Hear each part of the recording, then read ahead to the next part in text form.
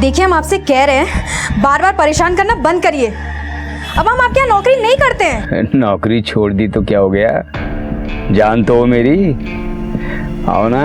हम आपसे कह रहे हैं हमारा आपसे कोई वास्ता नहीं है। मेरा तो है। अच्छा ये बताओ तुम आ रही हो कि फिर मैं आऊँ, बोलो। देखिए हमारा पीछा छोड़ दीजिए वरना हम छोड़ेंगे नहीं आपको।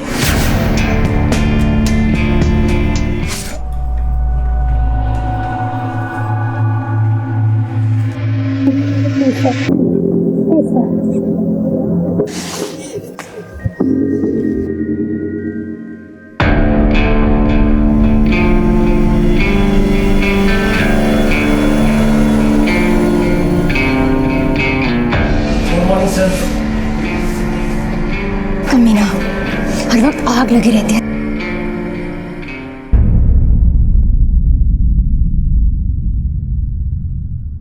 हेलो, यहाँ ये कुत्ता हर रोज तुम्हारी जोई को नोचता है और तुम बस हाथ पर हाथ रखकर बैठे रहो, कुछ नहीं करो। इस बूंदे का तुम कुछ करोगे क्या मैं ही कुछ करूँ?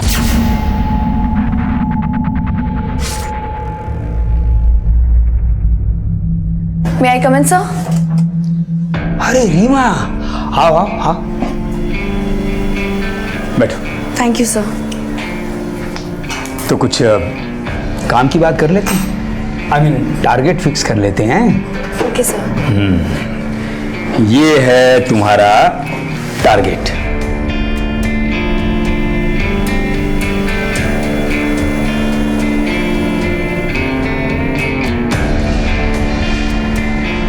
क्यों कम है? बताओ, बढ़ा दें? भाई तरक्की करनी है, ऊपर जाना है तो परफॉर्मेंस तो देनी होगी।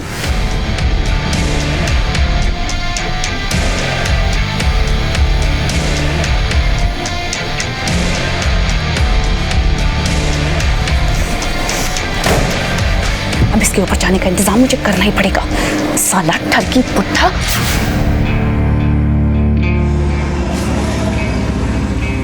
प्लीज स्टॉप इट सर, अब शादीशुदा हूँ मैं। ये तो बड़ी अच्छी बात है। अरे तुम्हें तो खुश होना चाहिए, ऐश करेंगे हम और बिल फटेगा तुम्हारे पति के नाम का।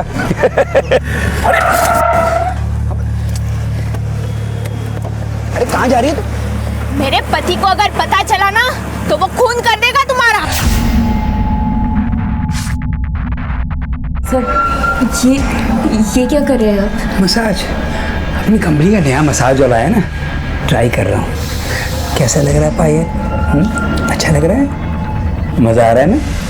सर हम ऑफिस में। तो क्या हो गया, मेरा ऑफिस है, मेरा के बिना कोई नहीं आएगा यहाँ। Good morning ma'am. Good morning Juhi. Sir अंदर है? Yes ma'am. Good morning madam ji. Madam ji आप बताई होती तो आपको लेने नीचे आ जाते। सर खुशबू भी बड़ी अच्छी है, मजा आ रहा है, मुझे भी आ रहा है। शंकर। जी मैडम जी। जी मैडम जी वो ये क्या हो रहा है यहाँ पे?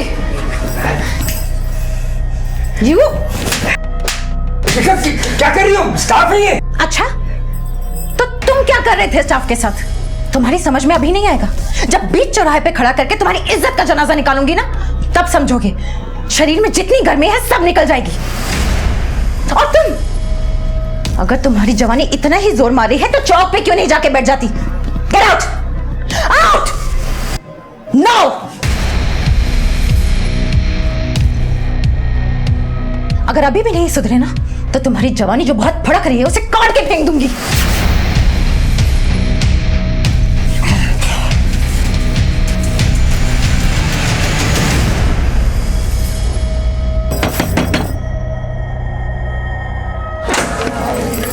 आ गए दीदी आप, कैसे हो आप? दीदी कैसा रहा आज का दिन? ठीक था। आ गई पायल?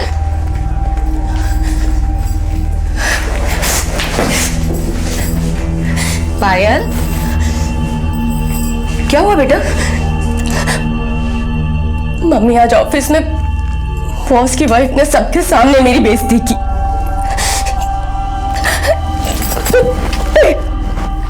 चुप हो जा बेटा, चुप हो जा।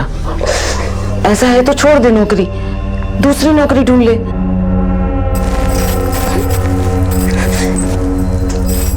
ऐसे कैसे नौकरी छोड़ दूं मम्मी? दूसरी नौकरी मिलना इतना आसान नहीं है। और कौन सी कंपनी मुझे इतनी अच्छी सैलरी पे नौकरी देगी? कौन सी मुझे इतनी अच्छी अंग्रेजी आती है या कोई मैनेजमेंट कोर्स किया है जो किसी कंपनी में मैनेजर बनने के सपने देखूं? और मम्मी, अगर मैंने नौकरी छोड़ दी तो दोनों छोटी बहनों की पढ़ाई का क्या होगा? घर के खर्चे कैसे चलेंगे? और तुम ही बताओ मम्मी, कौन सी कंपनी का बॉस ऐसी हरकतें नहीं करता? मेरी सारी सहेलियां, रोजी, मीना, टीना, सब इसी तरह की हरकतों की बातें करती हैं। उन सबके भी ऐसे ही हालात हैं। मैंने भी इसे अपनी किस्मत मान लिया है। बस बेटा बस, शांत हो जा, मैं तेरे लिए पानी लेकर आती हूँ। मम्मी, चकना भी तैयार रखना, वो आता ही होगा। आज सारे देश में अक्सर महिलाओं को कामकाज के लिए घर से बाहर निकलना पड़ता है, लेकिन हमारे सभ्य समाज में कुछ असभ्य लोग ऐसे भी हैं जो अपने रुतबे, अपनी बड़ी पोजीशन के बल पर अपनी सहकर्मी महिलाओं का फायदा उठाते हैं, उनका शोषण करते हैं। शहर हो या गांव, सड़क हो या दफ्तर, महिलाएं ऐसे असभ्य लोगों से कहीं पर भी सुरक्षित नहीं है। हमारा आज का केस भी ऐसी ही पीड़ित महिलाओं का है जिनका शोषण किया जा रहा था।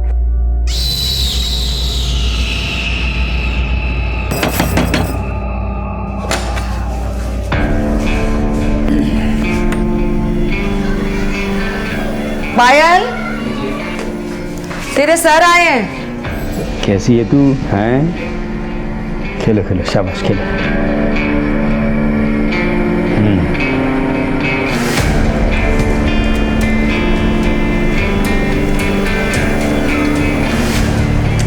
कब तक चलता रहेगा ये सब? जब तक हमें आनंद आता रहेगा तब तक। आज पूरे ऑफिस के सामने आपकी बीवी ने मेरी कितनी बेइज्जती की है। बैठो बैठो यार। अरे वो पागल औरत है, उसकी बातों को सीरियसली क्यों लेती हो? अच्छा चलो, उसकी इस बेहुदा हरकत के लिए मैं तुमसे माफी मांगता हूं, ओके? अरे यार, उस औरत के चक्कर में तुम हमारी शाम क्यों खराब कर रही हो? अच्छा सर, वो आखिरी दिन था जब सर घर आए थे। उसके बाद ना तो वो आए और ना ही उनका फोन। मैंने 1-2 बार उनका फोन ट्राई किया था, लेकिन फोन स्विच ऑफ था। कमाल है, तुम्हें भी बताकर नहीं गए? तुम्हें तो बताकर जाना चाहिए था। सर, मैं उनकी वाइफ नहीं हूँ जो कहीं भी जाने से पहले वो मुझे बताकर जाए। रघु सर, प्रकाश के सारे कॉल रिकॉर्ड चेक करो और पता लगाओ कि उसका आखिरी लोकेशन क्या था। Yes sir. ऐसा पहले भी कभी हुआ है? नहीं सर, पहले कभी बिना बताए इतने दिनों के लिए नहीं गए। उनका किसी से कोई झगड़ा, दुश्मनी वगैरह? नहीं सर।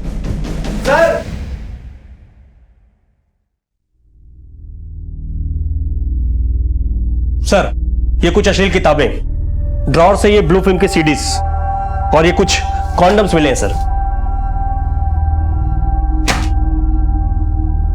ऑफिस में कॉन्डम्स? सर, डेस्क से कॉन्डम मिले हैं।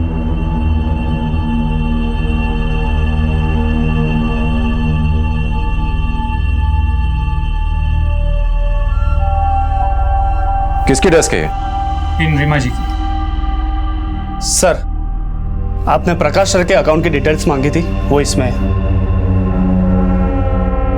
इसमें लास्ट ट्रांजैक्शन 25 मई को किया गया है 45,000 का। हाँ सर, उस दिन रात को सर ने 90,000 2 अलग अलग अकाउंट से निकाले थे। और सर अक्सर ऐसे पैसे निकालते ही रहते हैं। लेकिन वो ऐसा क्यों करते हैं? सर, बड़े लोग हैं तो उनके शौक भी बड़े ही रहेंगे ना। रघु सर, इस एटीएम की सीसीटीवी फुटेज निकालो और चेक करो। सर की एक बात तो थी, सर की ना तो मेम साहब से बनती थी और ना तो छोटे साहब से। आए दिन कचकच होती रहती थी।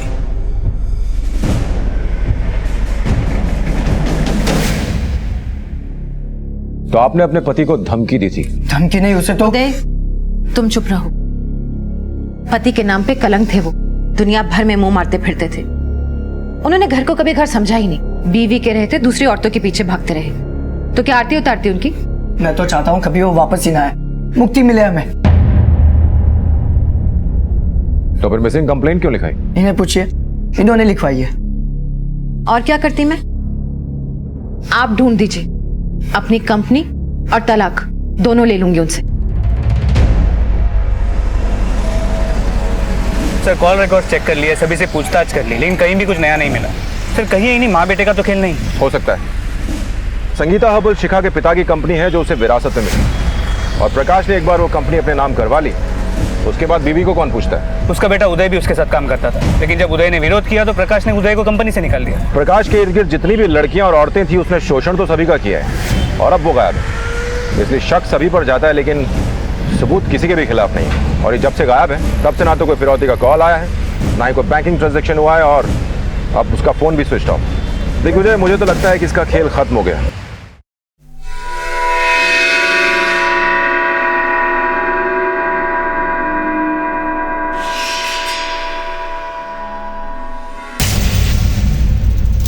अरे ये तो किसी आदमी का कान है। ए इधर आओ इधर आओ, अरे यहाँ पर देखो कान पड़ा है।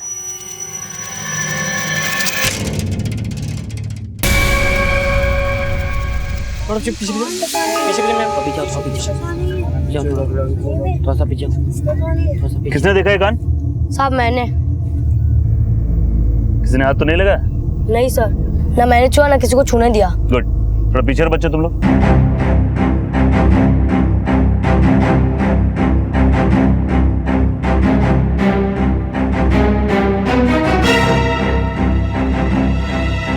आइए सर, देखिए ये है।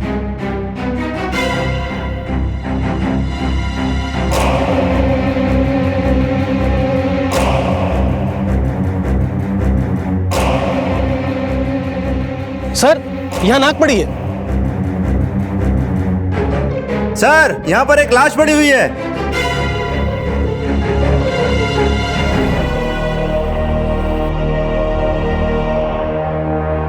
सर किसी प्रकाश यादव का नाम है और संगीता हर्बल्स का एड्रेस लिखा हुआ है। डेबिट कार्ड पर भी प्रकाश यादव है सर। सर कहीं ये वही आदमी तो नहीं है जिसकी मिसिंग कंप्लेंट हमें थाना हजरतगंज से आई थी? हेलो इंस्पेक्टर रवि, मैं इंस्पेक्टर मोहन कुमार बोल रहा हूँ, बछरावा थाने से। हमें एक डेड बॉडी मिली है प्रकाश यादव नाम की, जिसकी कंडीशन बहुत खराब है। इसे देखकर लगता है इसे बहुत बुरी तरह से मारा गया है। प्रकाश यादव की लाश का कटे हुए लिंग के साथ मिलना साफ लगता है किसी ने बदला लिया है, अपनी भड़ास निकाली। हो ना हो इस कत्ल के पीछे वजह सेक्स है। तुम एक काम करो, प्रकाश यादव जिन जिन लड़कियों से रेगुलर टच में था उनसे बात करो। सर मैंने प्रकाश यादव के डेबिट कार्ड रिकॉर्ड चेक किए, हमें यह पता चला है कि कत्ल की रात उसने एमजे वाइन शॉप से शराब खरीदी थी। ये देखिए सर।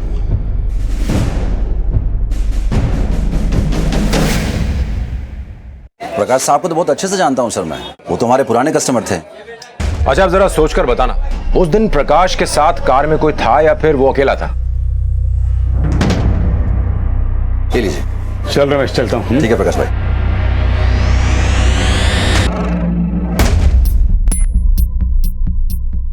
हाँ सर था तो। कौन?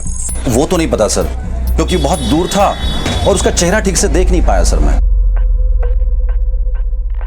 महिलाओं का शारीरिक शोषण एक घिनौना जुर्म है और बहुत कम ही खुलकर सामने आता है, क्योंकि उन्हें अपने ऊपर बढ़ने वाले हाथ से ज्यादा अपने ऊपर उठने वाले सवालों की फिक्र होती है, और इसी कमजोरी का फायदा उठाना प्रकाश यादव जैसे लोग अच्छी तरह से जानते हैं। पुलिस ने जब गुत्थियों को खोलना शुरू किया तो पता चला कि प्रकाश यादव ने अपनी हवस को मिटाने के लिए कई महिलाओं का शारीरिक शोषण किया था। फेहरिस्त काफी लंबी थी, लेकिन पुलिस ने उन पीड़ित महिलाओं से छानबीन शुरू की।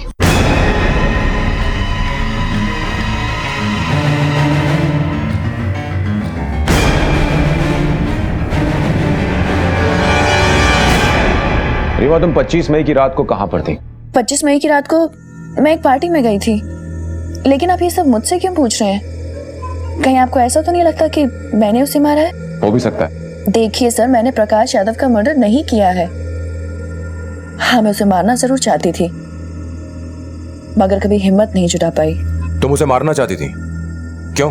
मैं क्या, आप जाके किसी भी लड़की से पूछिए, उसका जवाब यही होगा। मेरी जगह कोई और भी लड़की होगी तो वो यही कहेगी। यूज करके फेंक दिया उस आदमी ने मुझे। शुरू शुरू में बहुत तारीफ करता था मेरी, मुझे लगा मेरे काम से खुश है, मगर नहीं, बात कुछ और थी। एक बार वो मुझे बाहर एक कॉन्फ्रेंस में लेकर गया। कॉन्फ्रेंस के बाद हम होटल के बार में बैठे थे।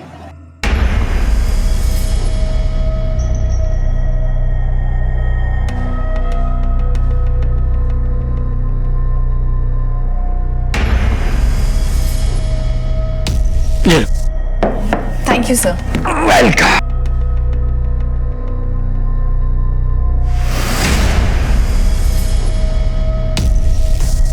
जूस पीते ही मेरा सर चकराने लगा, अजीब सा लगने लगा। प्रेमा, क्या हुआ? सर बहुत चक्कर आ रहे हैं। अच्छा, ठीक हो ना तुम? हाँ, तुम रेस्ट करो थोड़ा। आ जाओ, कम उठो, आ जाओ, आ जाओ, आ जाओ। मुझे छोड़ने के बहाने वो मुझे होटल के कमरे में ले गया। मैं बेहोश बिस्तर पर पड़ी थी।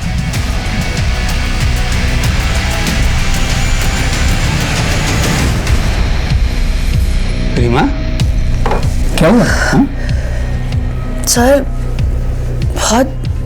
बहुत चक्कर आ रहे हैं। अच्छा, ठीक हो ना तुम? हाँ, तुम रेस्ट करो थोड़ा। आ जाओ, कम उठो, आ जाओ, आ जाओ, आ जाओ। मुझे छोड़ने के बहाने वो मुझे होटल के कमरे में ले गया। मैं बेहोश बिस्तर पर पड़ी थी और मौके का फायदा उठाकर उसने मेरे साथ रेप किया। सिर्फ इतना ही नहीं, उसने मेरी न्यूड वीडियो भी बनाई।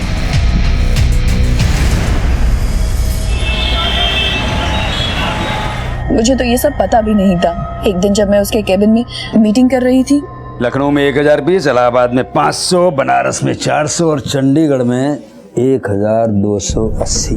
सर ये क्या कर रहे हैं आप? क्या कर रहा हूँ मैं ऐसी वैसी लड़की नहीं हूँ सर। तो मैंने कब कहा कि तुम ऐसी वैसी लड़की हो? तुम तो बहुत अलग किस्म की लड़की हो। हाँ? देखो, ये देखो, ये देखो, इसमें कितनी अलग लग रही हो।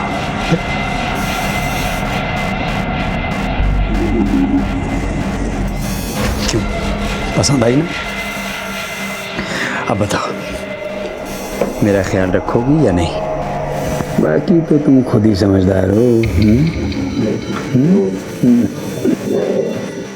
उस दिन के बाद से हमेशा उसने अपनी मनमानी की। उसने मुझे पैसे दिए, आउट ऑफ टर्न जाकर प्रमोशन भी दिया, एक सेकेंड हैंड कार भी दी थी। हर वक्त मेरे आगे पीछे घूमते थे, लट्टू थे मुझ पर। और पायल के आने के बाद उन्होंने मुझे मक्खी की तरह निकाल फेंका। पर्क्स वगैरह जो मुझे मिलते थे वो सब काट दिया और उस पायल को दे दिए। दिग्विजय, पायल को बुलवाओ। इसने हमें सारी बातें नहीं बताई। Yes sir. चालाक मुजरिम अक्सर पुलिस को गुमराह करने के लिए शक की सुई किसी और की तरफ घुमाने की कोशिश करता है, पर एक मिनट के लिए सारी बातें भूल करके बेसिक्स की तरफ चलते हैं। ये बताओ, प्रकाश यादव की मौत से सबसे ज्यादा फायदा किसे हुआ? उसकी बीवी और उसके बेटे को। करेक्ट। इस उदय को उठाओ, टटोलते हैं। सर कुछ पता चला? नहीं चला है तो चल जाएगा, इसलिए तुझे यहां बुलाया। कत्ल वाले दिन ऑफिस के पार्किंग लॉट में तू 2 घंटे किसी का इंतजार कर रहा था, और जैसे तेरे बाप की गाड़ी निकली तू उसके पीछे हो लिया। सीसीटीवी फुटेज में सब कंफर्म हो गया है। नहीं सर, वो ऐसे सर, तेरे बाप की मौत से सबसे ज्यादा फायदा तुझे ही होने वाला था। सच सच कबूल कर ले, नहीं तो इतना कूटेंगे कि तेरी हड्डियां जुर्म कबूलेंगी तेरा। बहुत देखिए सर, मैं मानता हूँ उस दिन मैं अपने पापा को मारने के इरादे से ही गया था, लेकिन फिर मेरी गर्लफ्रेंड राशि के साथ मेरी बात हुई और उसके साथ बात करने के बाद मैंने सोचा कि ये आदमी तो मारने के लायक भी नहीं है। झूठ बोलने में पीएचडी हासिल की है साले ने। सच बोल। सर मैं सच बोल रहा हूँ, वो आदमी बाप कहलाने के लायक नहीं था। एक नंबर का गिरा हुआ आदमी था। उसने मेरी माँ की जरा भी कदर नहीं की। दिन ब दिन उसकी हरकतें घिनौनी होते जा रही थी सर। एक दिन तो हद ही कर दी उन्होंने, लड़कियों को घर लाना शुरू कर दिया अपनी अय्याशी के लिए। क्या हो रहा है यहाँ पे? ये क्या बदतमीजी चल रही है? बेशरम लड़की, ये मेरा घर है, कोठा नहीं। चल। मुझे क्या बोल रही हो? अपने पति को संभालो, जबरदस्ती लेकर आए मुझे, समझी? मेरे ही बेडरूम में खड़े होके मेरे ही पति के साथ रगलियां मनाती है और इतनी बेशर्मी निकाल। मुझे रोकेगी? इसे बाहर निकालेंगे। क्या कर रहे हो? हाथ उठा दो। छोड़ूंगा नहीं, छोड़ूंगा नहीं तुम। छोड़ूंगा नहीं। नहीं होते बेटा, नहीं बेटा, नहीं। हाथ मत उठाना, समझे? जी तो चाह रहा था मैं उसे उसी वक्त मार दूं, बुड्ढे ने सारी हदें पार कर दी थी सर, और मैं अपनी माँ की दुर्दशा देख नहीं पा रहा था। मेरा दिमाग हट गया था। 3 दिन से मेरे दिमाग में एक ही बात चल रही थी कि sir I was actually out of control. मैं उसे मारने ही जा रहा था कि मेरी गर्लफ्रेंड राशि ने मुझे रोक लिया, वरना मेरे ही हाथों नरक जाता बुड्ढा। तो तूने नहीं मारा? नहीं। मरवाया? किसको दी सुपारी? नहीं सर, मैंने कोई सुपारी वुपारी नहीं दी। मैंने किसी को नहीं मरवाया। इनफैक्ट उस दिन मैंने उनको ज्यादा देर तक फॉलो भी नहीं किया था। वो कंकरिया टोल बूथ से आगे जाकर मैंने यू टर्न ले लिया था। मैं बहुत डिस्टर्ब था और मेरा मूड ठीक करने के लिए राशि मुझे अपने साथ फिल्म देखने ले गई। सर आप चाहे तो राशि से पूछ सकते हो। कंफर्म करो। सर पायल को ले आए।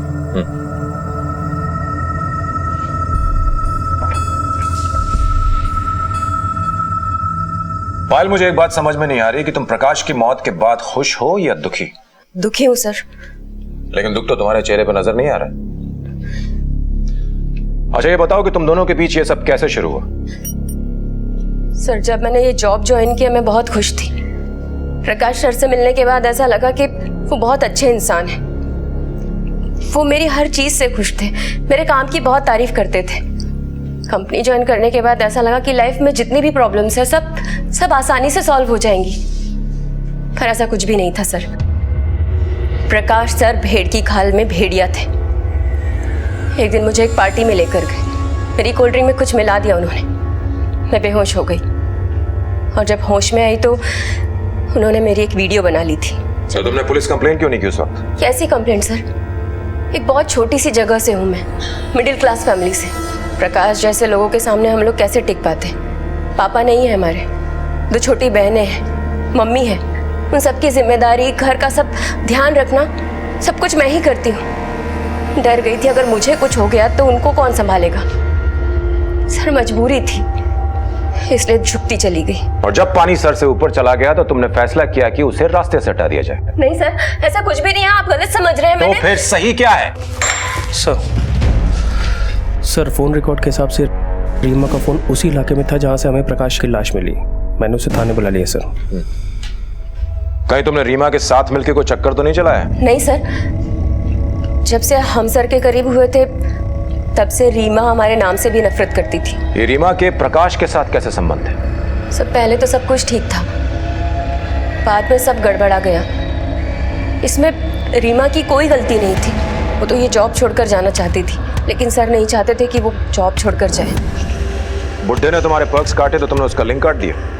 नहीं सर, ये सब झूठ है। तुम्हारे कॉल रिकॉर्ड से साफ पता चलता है कि 25 मई की रात तुम उसी इलाके में थी जहां प्रकाश की लाश मिली। 25 मई की रात को मैं एक पार्टी में गई थी। मैं आपसे पहले भी कह चुकी हूँ।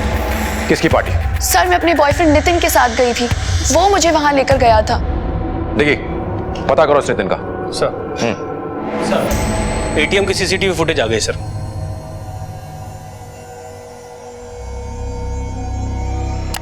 कौन है ये और ये यहाँ क्या कर रहा है?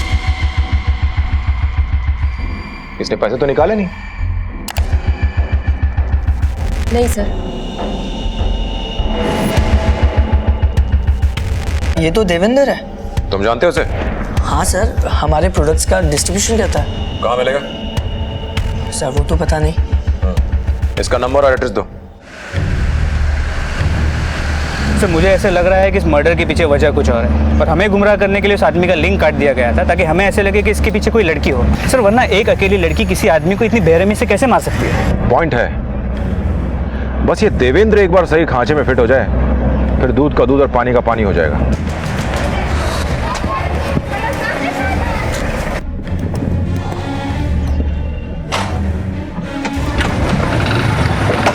देवेंद्र बड़ी जल्दी में लग रहे हो, कहाँ जा रहे हो? जी कुछ नहीं, बस ऐसे ही काम से जा रहा है। एक मिनट जरा, तुम्हें कुछ दिखाना है।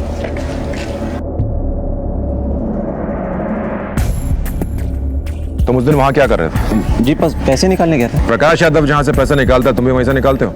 सर वो एटीएम मेरे घर के पास से ही है तो इसलिए गया था। पर तूने उस दिन पैसे तो निकाले नहीं? सर वो उस दिन प्रकाश जी से अचानक मुलाकात हो गई तो बातों बातों में रह गया तो इसलिए भूल गया था सर। ये बताओ प्रकाश यादव के साथ कोई और भी था? जी नहीं। तो इतने परेशान क्यों दिख रहे थे? सर मुझे तो ऐसा कुछ लगा नहीं, मतलब जैसे वो हमेशा होते वैसे ही थे, बस जरा सी पी रखी थी। क्या बात हुई उनसे? कुछ नहीं सर, बस इधर उधर की बातें, क्या चल रहा है वगैरह।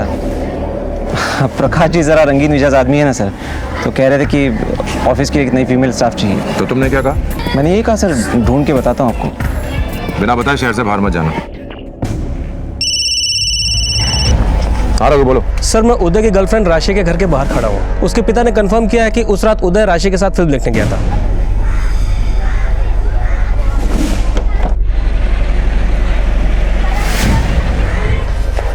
सर, रीमा के बॉयफ्रेंड नितिन गोठाला है, आपके कैबिन में बैठा है।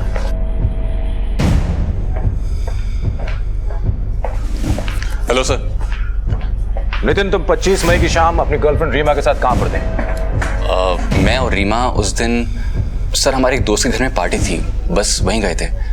लेकिन सर आप ये सब क्यों पूछ रहे हैं? सवाल नहीं, दोस्त का नाम? सर साकेत वर्मा। इस दोस्त का नाम और एड्रेस लो और पता करो। और उस पार्टी में कुछ और लोग भी आएंगे जो इसको जानते हो, उनसे भी चेक करो। जी।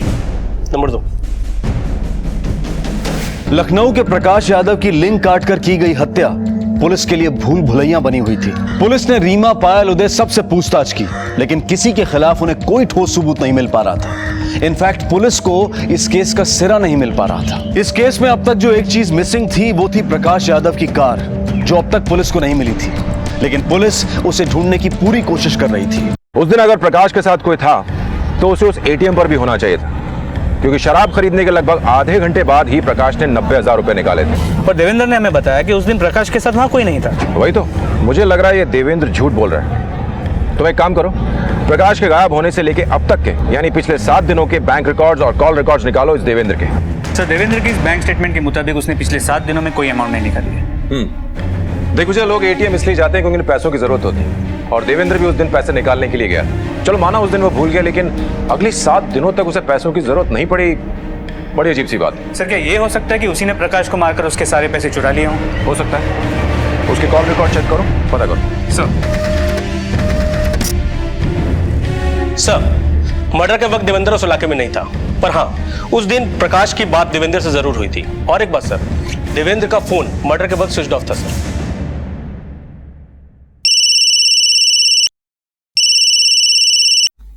साहब, वो आप चोरी हुई वाली गाड़ी ढूंढे थे ना, वो मिल गई है, लेकिन टुकड़ों में। गाड़ी भी टुकड़ों में और मालिक भी। सलाम साहब। आई साहब। अरे राजू भाई। हाँ, ये साहब आए हैं। सलाम साहब। सलाम साहब। वो साहब को गाड़ी के पास दिखाओ। हाँ, आइए साहब, आइए। ये वो इंजन साहब। नंबर बताओ। नंबर साहब ये रहा, एक सेकंड, ये रहा साहब, 31E 44215। यही है।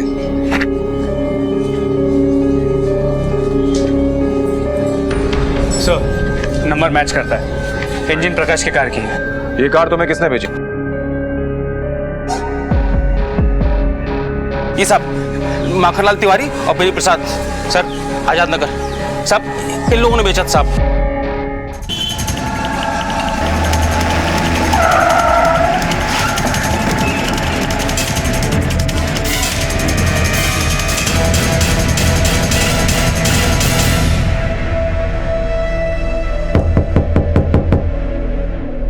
मैं देखता हूँ।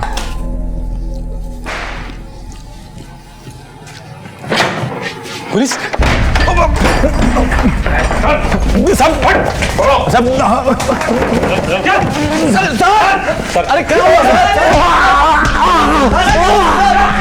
अरे क्या साहब, बताइए ना साहब। तुम दोनों ने प्रकाश यादव की कार कहां से चुराई? वो 2 दिन से एक ही जगह पे खड़ी थी साहब, तो हमने उसे उठाकर बेच दिया, उसके बॉडी पार्ट बेच दिए बस। तू बता सर, कहां से तेरी गाड़ी? वो रास्ते में खड़ी मिली थी सर, और हमने उठाकर उसके पुर्जे पुर्जे बेच दिया सर। हम सच बोल रहे सर। आज तक हमको गाड़ी खड़ी नहीं मिली, तुम दोनों को मिल गई है। सब बताता हूँ साहब, वो कार दरअसल हमें रीमा जी ने दी थी ठिकाने लगाने के लिए, तो हमने लालच में आके उसे बेच दिया साहब। रीमा जी ने? हाँ साहब, रीमा जी। अब तुम दोनों सीधे सीधे अपना जुर्म कबूल करते हो या फिर हमें कोई दूसरे पैंतरे आजमाने पड़ेंगे? सर हमने कोई जुर्म नहीं किया है, मेरी बात का यकीन कीजिए। ये नौटंकी बंद करो और सच सच बताओ। तुमने जिस आदमी को प्रकाश यादव की गाड़ी को ठिकाने लगाने दिया था वो अब हमारी हिरासत में। मेरे पास सर की गाड़ी कहां से आएगी? देखिए, उन दोनों को लेके आओ। सर, अभी मालूम पड़ेगा। बताओ इन्हें कि इन्होंने तुमको गाड़ी कहां दी थी, बोलो। साहब, जिन्होंने चाबी दी थी ये वो मैडम नहीं है साहब। ये वो मैडम नहीं है? नाम क्या बताया था तुमने? रीमा। तो यही तो रीमा है। नहीं साहब, ये वो रीमा नहीं है साहब।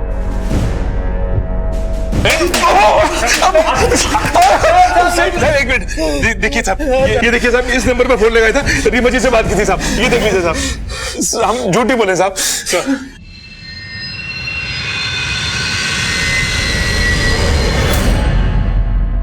रीमा का नाम आने के बाद पुलिस को लगा कि एक केस सॉल्व हो गया है, लेकिन कहानी ने फिर से एक नया मोड़ ले लिया था। अब पुलिस की सारी उम्मीदें टिकी थीं एक मोबाइल फोन नंबर पर। सर ये नंबर स्विच ऑफ है। सर मैंने बेनी प्रसाद और माखन लाल के फोन रिकॉर्ड चेक किए।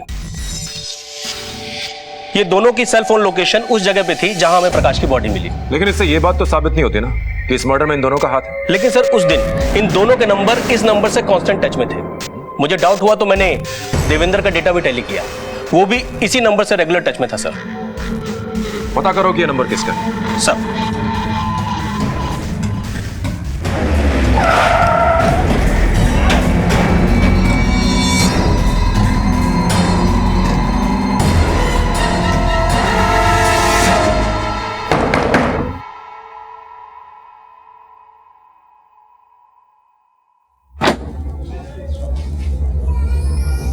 पायल कहाँ है? क्या बात है साहब? मैंने पूछा पायल कहाँ है? वो तो गई। कहाँ गई? कानपुर गई है, उसे नई जॉब मिल गई है। पर आप ये क्यों पूछ रहे हैं? घर की तलाशी लो। घर में ऐसे कैसे आ सकते हैं आप लोग? सुनिए, ये लोग घर में। मम्मा नहीं, कुछ नहीं होगा, तुम लोग डरो नहीं, मैं देखती हूँ।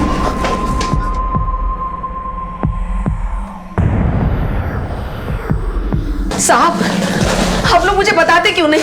ये पायल के कमरे की तलाशी क्यों ले रहे हैं? क्या चाहिए आप लोगों को?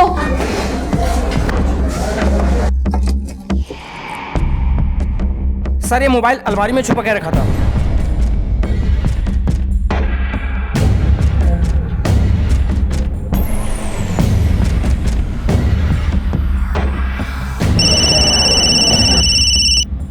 ये तो वही नंबर है जिसकी हमें तलाश है।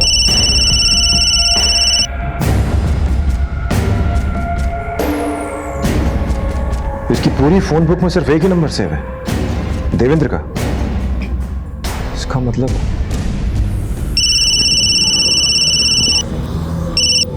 हाँ देख विजय।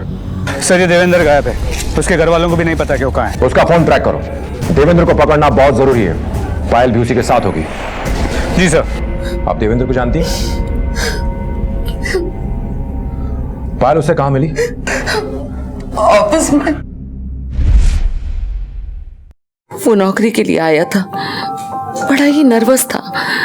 पायल उसे मिली तो पायल ने उसका हौसला बढ़ाया। उसके बाद दोनों मिलने लगे और जल्दी ही एक दूसरे को चाहने लगे। लड़का अच्छा था, घर आता, घंटों बातें करता, सबको हंसाता। मुझे लगा चलो पायल की जिंदगी तो अच्छी हो जाएगी, उस बुढ़े से छुटकारा तो मिल जाएगा। पर एक दिन ये क्या कर रहे हैं यहाँ पे? मेरा दोस्त है। दोस्त है तो घर से बाहर रखा करो इसे। चल निकल यहाँ से, चल। मेरे टुकड़ों पे पड़ के मुझसे दगाबाजी, खबरदार आइंदा यहाँ पे दिखाई दिया तो चल निकल। गप सर, लेकिन चल चल यहाँ से। इसे यहाँ मत बुलाया करो। हैं? चलो आ जाओ आ जाओ।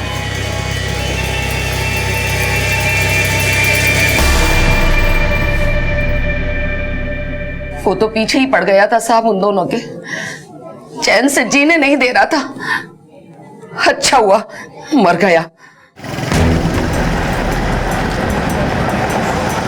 सर ये लोग उत्तम नगर से होते हुए लखनऊ से बाहर जा रहे हैं, आपसे तकरीबन 20 किलोमीटर दूर। कौन सी रोड पे है वो? सर अब ये सीतापुर रोड की तरफ जा रहे हैं। सीतापुर के रोड पे लो।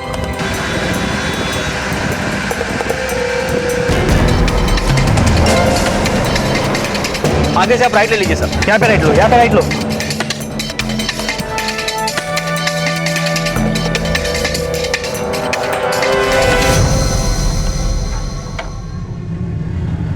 अभी ये कहीं रुके हुए हैं।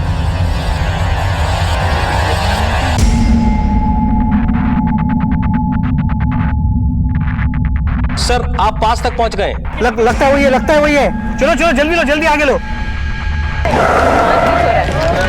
भाई अरे मैं क्या है थाने में चल, बता दे तुझे क्या किया है। डालो इसको अंदर। चल कह रहा यार मेरे साथ ये तो।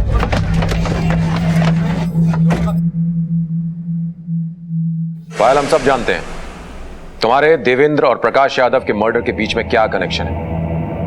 अब सीधी तरह बताना शुरू करो, नहीं तो जो लेडी कांस्टेबल खड़ी है इसने बहुत दिनों से किसी की धुलाई नहीं की है।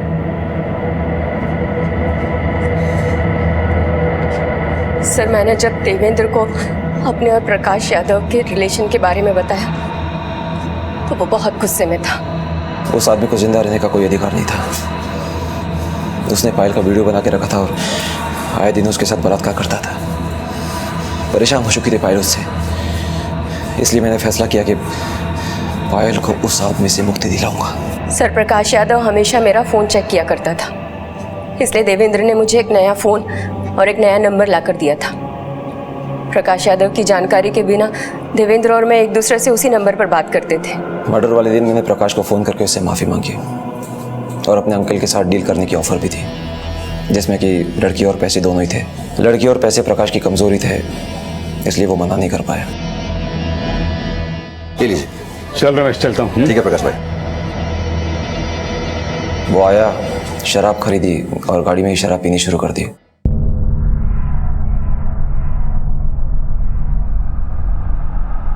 फिर मैंने उसे बताया कि मेरे अंकल एक बार में हमारा इंतज़ार कर रहे हैं। रास्ते में उसने एटीएम से कुछ पैसे निकाले और बाद में गाड़ी बाहर की तरफ मोड़ दी। लेकिन वो गाड़ी कभी भी अपनी मंजिल तक नहीं पहुंची। नहीं सर, ज़रा गाड़ी रोकिए ना। क्यों? ज़रा आता हूँ।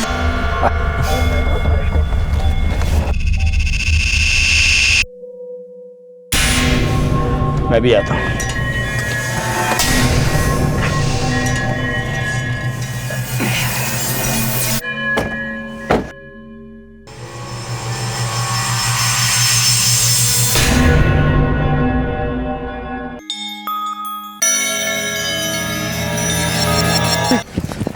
कौन है भाई? क्या है भाई? देवेंद्र, ये मार रहे मेरे को। क्यों मार रहे मेरे को? सर, उस जानवर को मारने का मुझे कोई अफसोस नहीं है। अफसोस तो मुझे इस बात का है कि वो मेरे साथ बलात्कार करता रहा और मैं कुछ नहीं कर पाई। आप ही बताइए सर, कौन लड़की एक बुढ़े की रखैल बनके उसके साथ जिंदगी गुजारना चाहेगी? मैं भी चाहती थी कि एक हम उम्र लड़के के साथ शादी करके अपनी जिंदगी गुजारूं, लेकिन वो बुढ़ा मुझे कहीं भी अकेला नहीं छोड़ता था। न ऑफिस में न घर में, हर जगह साये की तरह मेरा पीछा करता था।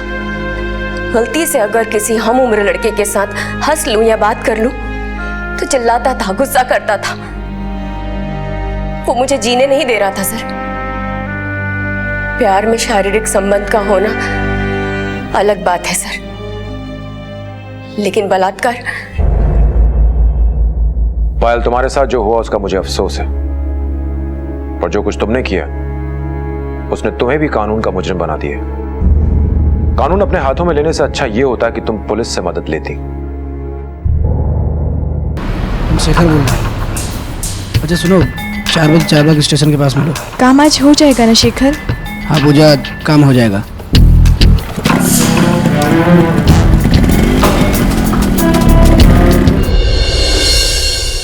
पूजा एक लड़के के साथ नौकरी की तलाश में निकली थी और रात 11 बजे लखनऊ कानपुर हाईवे पर बुरी हालत में पाई गई। लेकिन उसकी ये हालत हुई कैसे? कौन थी पूजा और कौन था शेखर? और आखिर पूजा के साथ हुआ क्या था? क्या हुआ भाई? कौन है ये लड़की? क्या मालूम, इस तरफ से आई थी। लड़की जिंदा है, हालत बहुत खराब है, एम्बुलेंस बुलाओ। अरे ये तो बहुत घायल लग रही है। इसकी हालत देखकर तो लग रहा है कुछ गड़बड़। आजकल गुंडे बदमाश बहुत हो गए, पता नहीं क्या हो रहा है। चलो चलो निकलो यहाँ से, चलो।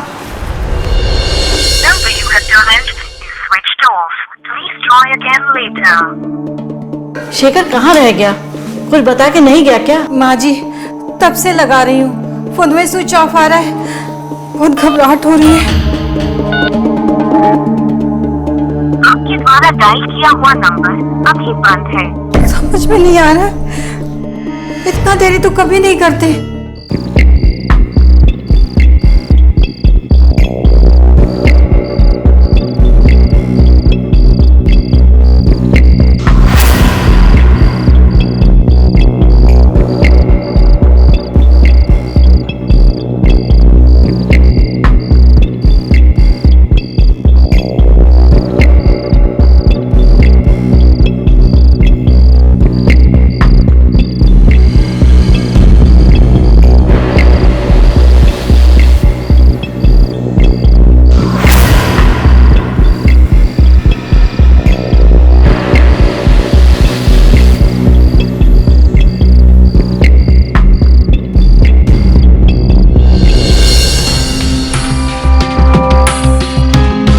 सर, लड़की का नाम पूजा है।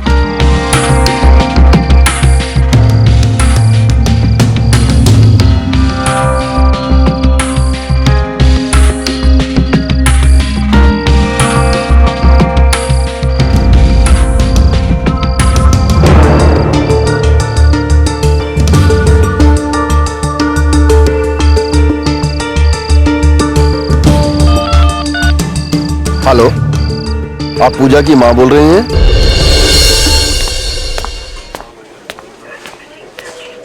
साहब, हमारी पूजा का क्या हुआ है? आपको बतावत का ही नहीं है।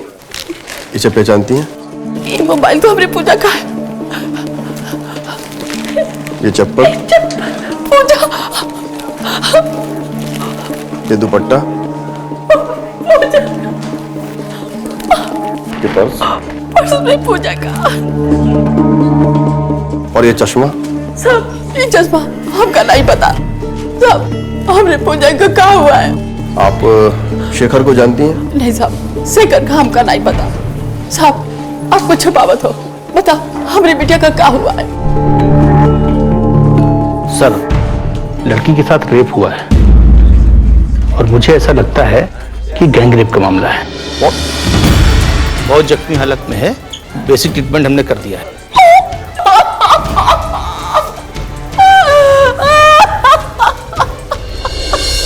पूजा को अभी तक होश नहीं आया है।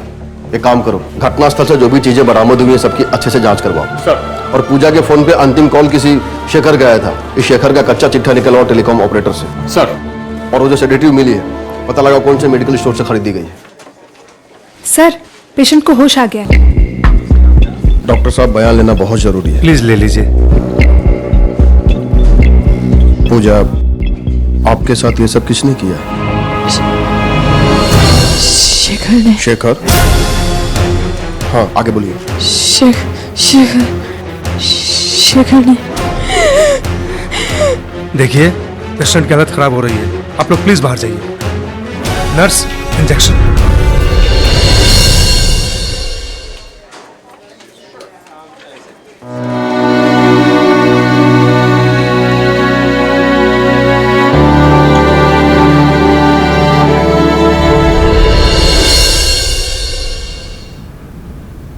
माँ जी, वो अभी तक घर नहीं आए हैं। पूरी रात बीत गई। लगता है पुलिस की मदद लेनी पड़ेगी। शेखर का है? हम तो खुद ही थाने आने वाले थे कंप्लेन लिखवाने, वो कल से घर ही नहीं आए हैं। देखिए, हमारे साथ कोई खेल मत खेलिए। फटाफट बताइए शेखर का है। अरे आप ऐसे काहे बोल रहे हैं? क्या किया हमने बेटा ने? आपके शेखर ने रेप किया है। आप लोगों को कोई गलत फहमी हुई है इंस्पेक्टर साहब, वो ये सब नहीं कर सकते। हमें कोई गलत फहमी नहीं हुई मैडम। पूजा ने खुद बयान दिया है कि ये सब उसके साथ शेखर ने किया है। आप उसका फोटो ले आइए।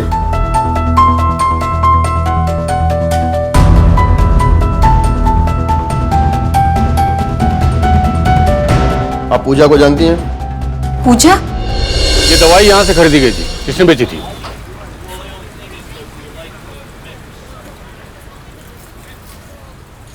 सर, ये किसी पूजा शर्मा ने ली थी। तुम थे उस टाइम यहाँ पे? सर, उस वक्त तो बबलू और शेखर थे। सर, मैं तो 3:30 बजे आया क्योंकि शेखर ने हाफ डे लिया हुआ था उस दिन। अभी कहाँ है शेखर? सर, आज तो नहीं आया वो। ये नंबर देखो, ये है उसका नंबर। हाँ, नंबर तो उसी का है। क्या हुआ सर? वो आए तो इन्फॉर्म करो। Okay sir. तुम यहाँ सिविल ड्रेस में तैनात रहना, नजर रखना, और तुम सर को इन्फॉर्म करो। ये है पूजा, ध्यान से देखिए।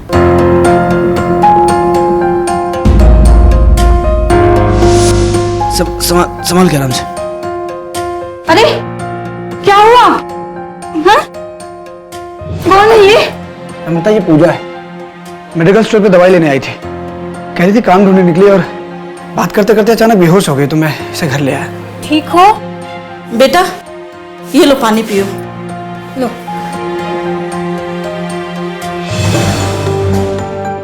क्या हुआ बिटिया, इतनी परेशान काहे दिख रही हो? सवेरे से काम की तलाश में घूम रहे हैं यहाँ से वहाँ, धूप में बिना कुछ खाए पिए, चक्कर सा आ गया हमको। अब आप ही बताइए इंस्पेक्टर साहब, जो लड़की खुद ही बेहोश होकर गिरी पड़ रही थी, उसकी मदद के लिए हमारे पति काम धाम छोड़कर को यहाँ लिया है। वो उसके साथ ऐसा कर सकते हैं? अगर उनके मन में कोनो खोट होता तो हमारे पास पूजा को लेकर काहे आते? हर पत्नी अपने पति के बारे में ऐसा ही सोचती है, लेकिन गुनहगार तो हमारे आपके बीच में से ही कोई निकल के आता है ना। ये आपके पति का है? हाँ, लेकिन इंस्पेक्टर साहब वो एक पारिवारिक आदमी है, वो कोनो गलत काम कर ही नहीं सकते। बस वो एक बार हमारे हाथ लग जाए, क्या सही है क्या गलत है सब पता चल जाएगा। आप केवल इतना बताइए, कल वो 3:30 बजे अपना शॉप से निकला बाइक पे, आपको बताया? नहीं। मतलब उसने आपसे ये बात छुपाई? क्या इसके पहले भी कभी उसने हाफ डे लिया आपको बताए बिना? ऐसा तो कभी नहीं हुआ। हम खुद ही उनका फोन लगा रहे हैं, संजय से स्विच ऑफ बता रहा है। हम भी ट्राई कर रहे हैं, स्विच ऑफ है। अगर उसने कुछ किया ही नहीं है तो अंडरग्राउंड क्यों है? उसके बाइक का नंबर दीजिए। मुझे समझ में ये नहीं आ रहा है कि शेखर को जब पूजा के साथ ये कांड करना था तो उसने पूजा को अपने घर वालों से क्यों मिलवाया? कहीं ऐसा करके वो पूजा का भरोसा तो नहीं जीतना चाह रहा था? सर ये भी तो हो सकता है कि पहले उसने ऐसा ना सोचा हो, बाद में उसकी नीयत में खोट आ गई और उसने मौके का फायदा उठा लिया। ये भी हो सकता है। फिलहाल एक काम करो, एक सादे कपड़े में कांस्टेबल घर के बाहर तैनात करो, मुझे पल पल की खबर चाहिए। Yes sir.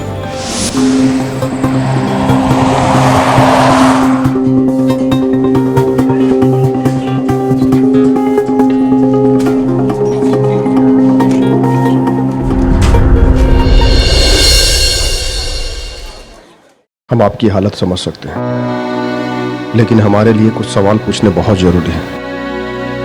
प्लीज हमें निडर होकर बताइए।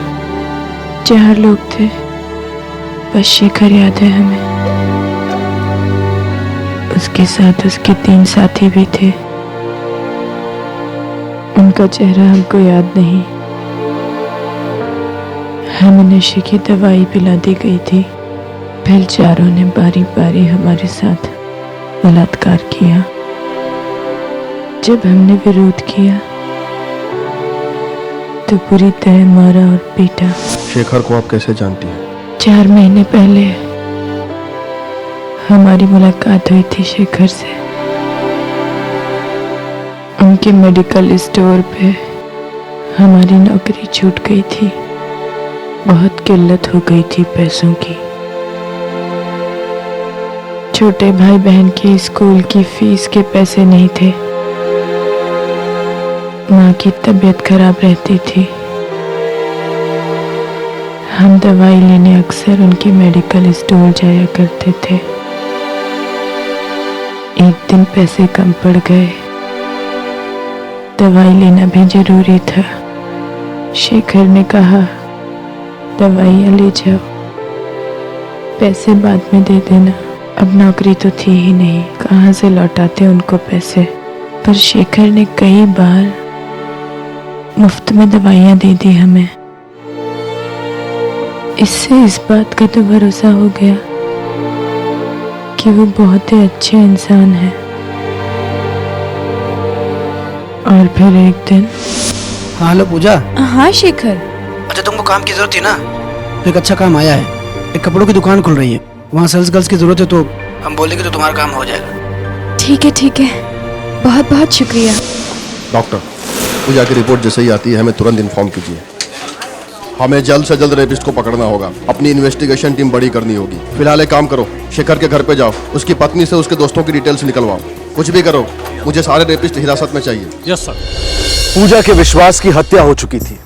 जिस शेखर पे उसने भरोसा किया था, उसी ने उसके साथ इतना बड़ा धोखा किया। शेखर का फोन लगातार स्विच ऑफ आ रहा था, लेकिन पुलिस हाथ पर हाथ धरकर बैठने वाली नहीं थी।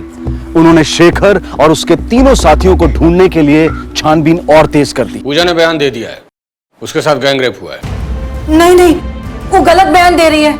हमारे पति एक जिम्मेदार इंसान है, उनकी संगत बुरी हो ही नहीं सकती। जल्दी ये सब पता चल जाएगा, पहले उनके दोस्तों के नाम और नंबर दीजिए।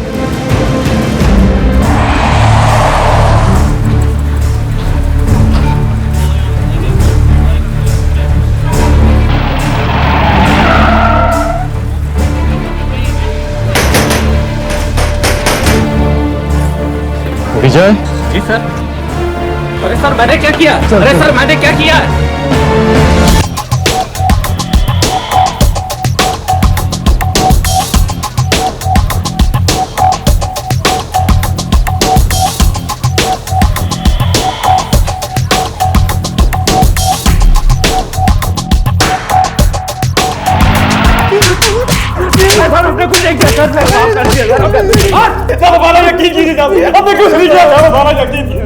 हम सच कह रहे हैं, उस रात नहीं थे वहाँ। ऐसे नहीं बकोगे तुम लोग, सच बुलवाना आता है हमें। गुप्ता, इन तीनों के स्पर्म टेस्ट के लिए भिजवाओ। सर।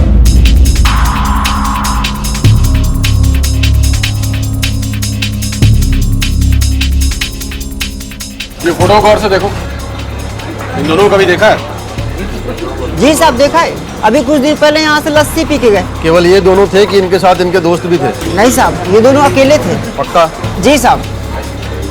लगता है शेखर ने पूजा के लस्सी में ड्रग यहाँ मिलाया और उसके बाकी दोस्तों ने वहाँ वारदात की जगह पे उसको ज्वाइन किया।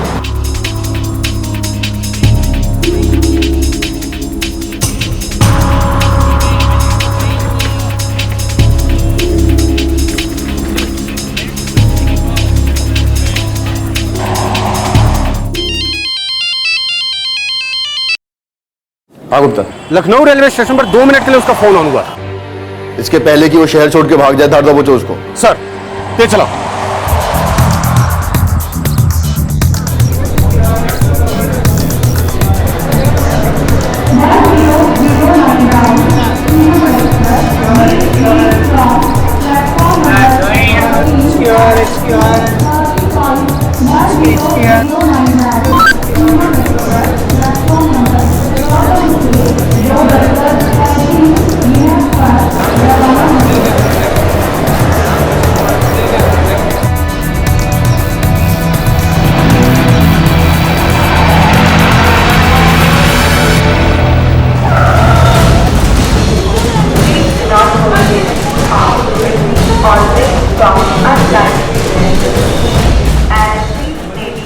शेखर का मोबाइल फिर से स्विच ऑफ हो गया। शेखर जहां काम करता था, जहां रहता था, जहां पूजा को लेकर गया था, पुलिस उन सभी इलाकों का चप्पा चप्पा छान रही थी। शेखर के 3 दोस्त पुलिस हिरासत में थे, लेकिन शेखर का अभी तक कुछ पता नहीं चला था, बल्कि उसे पकड़ पाना और मुश्किल होता जा रहा था। पुलिस ने शेखर के मोबाइल को ट्रैक किया, लेकिन उसका मोबाइल हर बार अपनी लोकेशन बदल रहा था।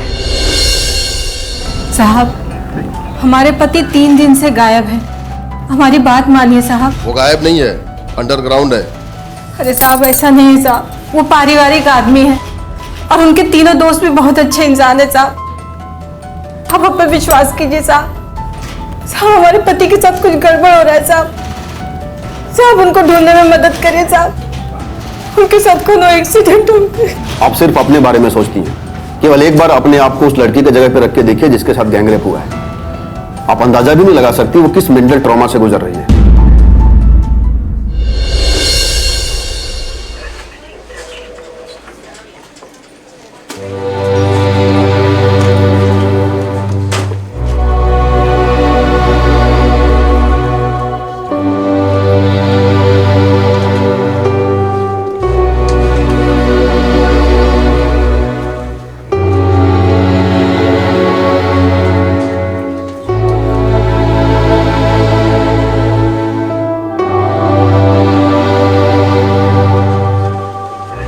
नमस्ते।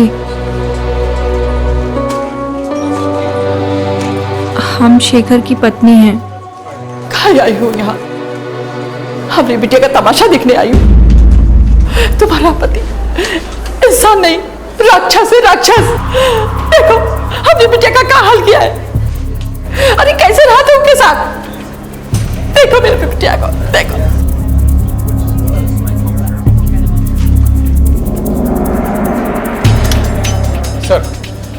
सर फॉरेंसिक रिपोर्ट आ गई है। सर पूजा की टेस्ट रिपोर्ट में 4 अलग अलग डीएनए पाए गए और उसमें बहुत ज्यादा मात्रा में वही ड्रग मिला है सर, जिसकी फॉइल हमें मिली थी सेडेटिव की। लेकिन सर शेखर के तीनों दोस्तों के स्पर्म सैंपल मैच नहीं हुए जो पूजा के शरीर में पाए गए थे। तो फिर वे 3 लोग कौन हैं जिनके साथ मिलकर शेखर ने यह गैंगरेप किया?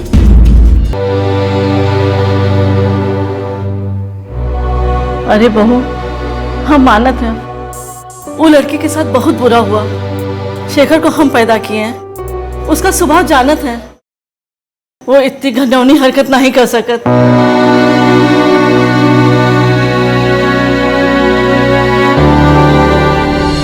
पूजा की हालत देखकर नम्रता सदमे में थी और दूसरी तरफ पुलिस हैरान थी कि फॉरेंसिक रिपोर्ट में शेखर के तीनों दोस्तों का डीएनए मैच नहीं हुआ था। पुलिस की समझ में नहीं आ रहा था कि शेखर के ये 3 नए दोस्त आखिर हैं कौन। क्या वो वाकई किसी बुरी संगत में था? अजीब दुविधा थी। ना तो शेखर का कुछ पता चल रहा था और ना ही इस केस से जुड़ी कोई और कड़ी सामने आ रही थी। 3 दिन बीत गए और फिर अचानक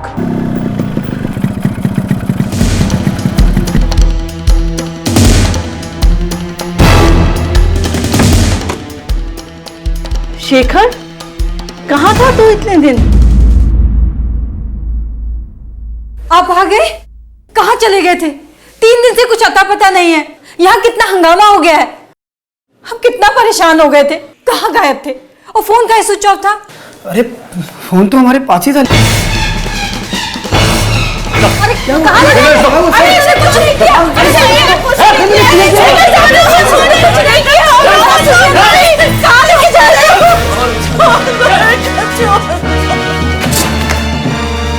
पूजा के साथ इस रेप कांड में तुम्हारे साथ तुम्हारे 3 और साथी शामिल। तीनों का नाम चाहिए मुझे।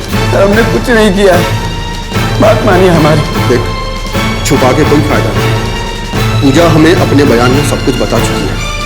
उसके पहले कि मेरा दिमाग खराब हो जाए क्योंकि इसी झाड़ू में साफ साफ बोल दिया। सर हमने कुछ नहीं किया, हमने किसी का रेप भी नहीं किया। और जब रेप नहीं किया तो ऐसे किसी का नाम कैसे दे दूं मैं आपको? बेटा शेखर, ज्यादा भोला मत बन। तुम्हारे भोलेपन की कहानी हम पूजा से सुन चुके हैं। हाँ शेखर। अच्छा तुमको काम की जरूरत थी ना, तो एक अच्छा काम आया है। एक कपड़ों की दुकान खुल रही है। तो लड़की को नौकरी देने का लालच देकर तुमने उसे नजदीकियां बढ़ाई? नहीं साहब, ऐसा बिल्कुल भी नहीं है। पहले फोन उसी ने किया था हमको। झूठ, बिल्कुल झूठ।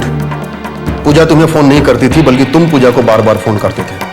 और उस दिन भी तूने ही पूजा को फोन किया था। अच्छा सुनो, 4 बजे चारबाग स्टेशन के पास मिलो। काम आज हो जाएगा ना शेखर? हाँ पूजा, काम हो जाएगा। हाँ साहब, मेरी बात हुई थी पूजा से उस दिन, लेकिन पूजा नहीं कहा था वो हमारे साथ आना चाहती है नौकरी के लिए। हम तो नौकरी ढूंढने जा रहे थे, लेकिन शेखर का फोन आया कि अकेले मत जाओ, हमने हाफ डे ले लिया है, साथ चलेंगे। बहुत प्यास लगी थी पूजा को साहब। उसने ढाबे पे रुकने के लिए कहा हमको, तो हम ढाबे पे लस्सी पीने के लिए रुक गए। लस्सी पीने के बाद थोड़ा चक्कर सा आने लगा, फिर कुछ याद नहीं। मतलब उसके बाद हमको याद नहीं कि क्या हुआ हमारे साथ। और जब आँख खुली तो 3 दिन बीत चुके थे। मतलब हमको किसी ने अगवा कर लिया था। तू क्या अरबपति है? तुम्हारा अगवा कोई क्यों करेगा? और फिरौती के लिए तो कोई कॉल नहीं आया। तुम्हें क्या लगता है कोई बेहोश आदमी उड़ते फिरता क्या यहाँ से वहाँ? तुम पूरे होशो हवास में थे, इसलिए तुम्हारा मोबाइल अलग अलग लोकेशन पे ऑन और ऑफ हो रहा था। अब ये मत कह देना कि तुम्हारा मोबाइल भी चोरी हो गया था, क्योंकि जब तुम घर पे आए तुम्हारे पास मोबाइल था। और तुम किडनैप हुए थे या तुम्हारा ड्रामा था, ये तो हम पता लगा ही लेंगे। तुम्हारी जानकारी के लिए ये बता दूं कि तुमने और तुम्हारे साथियों ने रेप के पहले पूजा को जो ड्रग दिया था, उसकी डिटेल हमें मेडिकल स्टोर से मिल चुकी है। साहब किस ड्रग्स की बात कर रहे हैं? हाँ ये सच है कि पूजा मेरे मेडिकल स्टोर पे दवा लेने आती थी, लेकिन वो डिप्रेशन की दवा लेने आती थी और उसके बाद डॉक्टर की प्रिस्क्रिप्शन भी होती थी।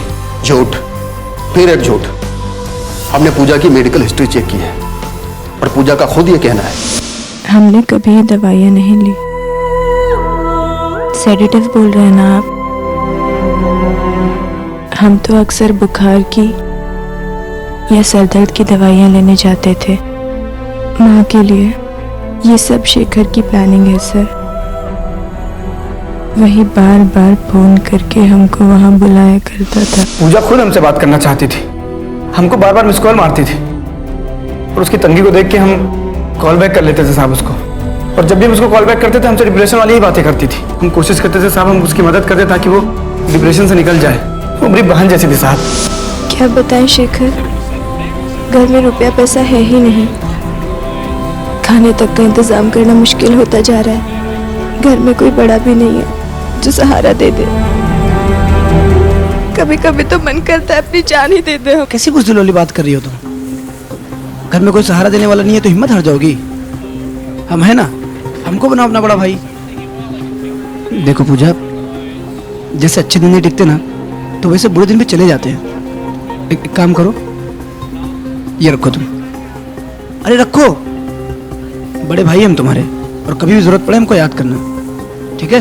उसने हमदर्दी दिखाकर अपने जाल में फांस लिया हमें, फिर मौका देखकर गिरगिट की तरह रंग बदल लिया। साहब अब खुद सोचिए, अगर हमने रेप किया होता तो हम घर वापस क्यों आते? हमने आपको पकड़वाने। तुम घर वापस इसलिए आए ताकि तुम पे किसी का शक ना जाए। बड़े ही शातिर आदमी हो तुम, और 3 दिन तक तुम छुपे हुए रहे ताकि तुम एक्सक्यूजेज जमा कर सको। कोई फायदा नहीं होगा। मैं तुमसे आखिरी बार पूछता हूं, तीनों साथियों के नाम बता दो मुझे। सर अब 1000 बार पूछेंगे तो हमने एक ही जवाब होगा, हमने रेप नहीं किया। नहीं किया मतलब नहीं किया है। इसके स्पर्म का टेस्ट करवाओ। सर। तू बचेगा नहीं।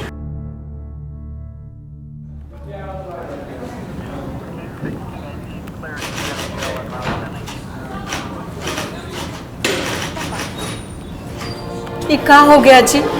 पुलिस वाले कह रहे हैं कि ये सामूहिक बलात्कार का मामला है, और वो टीवी वाले भी चिल्ला चिल्ला कर यही सब बता रहे हैं। सब झूठ है नम्मो, चाहे पुलिस वाले कुछ भी कहें या ये टीवी वाले कुछ भी कहें, पर हमने कुछ नहीं किया है, हम बेकसूर हैं। वही तो, हम 10 साल से आपके साथ हैं, आंख मूंद कर विश्वास करते हैं। क्या हो गया जी? पूजा को ऐसे नहीं बोलना चाहिए था। हम तो मदद करना चाहते थे उसकी परेशान देखकर। अब कोई हम पे बलात्कार का इल्जाम लगाएगा तो हम मान थोड़ी ना लेंगे, और जब हमने रेप किया ही नहीं है ना, तो कुछ भी साबित नहीं हो सकता। हमारा विश्वास करो। सर शेखर की रिपोर्ट आ गई। पूजा की बॉडी मिले सैंपल से शेखर का सैंपल मैच हो गया सर। चार्जशीट फाइल हुई, केस चला, और सारे सबूत शेखर के खिलाफ पेश हुए। पुलिस हैरान हो रही थी कि यह शेखर कैसा इंसान है। सारे सबूत मिलने के बाद भी एक ही रट लगा रहा है कि वो बेकसूर है। शेखर की रिपोर्ट पॉजिटिव आई, लेकिन उसके वो 3 दोस्त जिन्हें गिरफ्तार किया गया था, उनकी रिपोर्ट मैच नहीं हुई, और मीडिया के दबाव में पुलिस की मुश्किलें बढ़ती जा रही थी। सर मीडिया ने नाक में दम कर रखा है। लेकिन उनका सवाल भी जायज है गुप्ता। हाँ सर, मेन रेपिस्ट को पकड़ लेने के बाद भी उसके बाकी तीनों साथी तक हम अभी भी नहीं पहुंच पाए। जबकि सर शेखर और पूजा दोनों साथ में उस लस्सी वाले ढाबे पहुंचे थे, दोनों ने साथ में लस्सी पी, यहाँ तक सर दोनों साथ में थे। उसके बाद शेखर पूजा को बाइक पर बिठाकर ऑफ रूट से उस जंगल में लेके गया जहाँ पर पूजा का रेप हुआ। लेकिन सर शेखर का कहना यह है कि लस्सी पीने के बाद उसको चक्कर आया और उसको कुछ याद ही नहीं रहा, और 3 दिन बाद जब उसको होश आया तो उसने खुद को लकड़े कारखाने में पाया। जबकि सर लकड़े का कारखाना तो रेप वाली जगह से बिल्कुल अपोजिट साइड में। सर इसका मतलब शेखर पक्का झूठ बोल रहा है। हो सकता है, और यह भी हो सकता है कि शेखर और उसके तीनों साथियों का कोई ना कोई मददगार हो उस एरिया में, क्योंकि 3 दिन तक छुपे रहना बिना किसी के हेल्प के बाइक छुपाना पॉसिबल ही नहीं है। एनीवेज, हम तो जा ही रहे हैं उस एरिया में बारीकी से छानबीन करने। देखते हैं, शायद कोई सुराग हाथ लग जाए।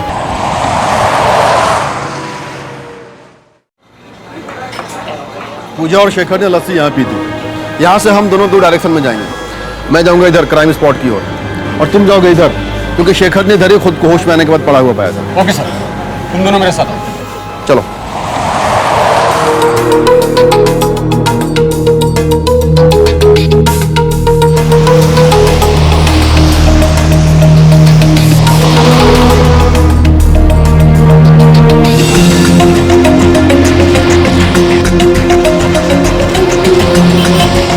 क्या भाई, मुखरा ये सब्जी का ठेला रोज यहाँ नहीं लगाते हो क्या? पिछले 15 दिन से दिखाई नहीं दिए। साहब बहुत चोट आ गया था, यही मारे 10-15 दिन आए नहीं हम। अच्छा, 15 दिन पहले मंगलवार को कुछ गड़बड़ हुआ था क्या? 3 बदमाश को ढूंढ रहे हैं। गड़बड़? हाँ साहब, बहुत बड़ा गड़बड़ हुआ था। देख नहीं रहे, सब खुला खुला के बैठे हैं, सब पी पाक के गाड़ी चलाते हैं। अब वो सफेद वाली वैन को देख लो।